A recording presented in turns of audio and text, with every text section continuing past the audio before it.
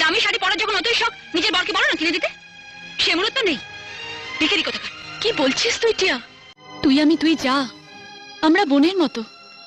তোর শাড়ি আমি পরবো, আমার শাড়ি তুই পরবি, এটাই তো স্বাভাবিক। থাক দিদি, অনেক হয়েছে।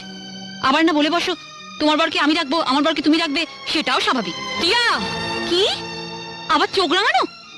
খোলো খোলো বলছি আমার শাড়ি, খোলো, খোলো।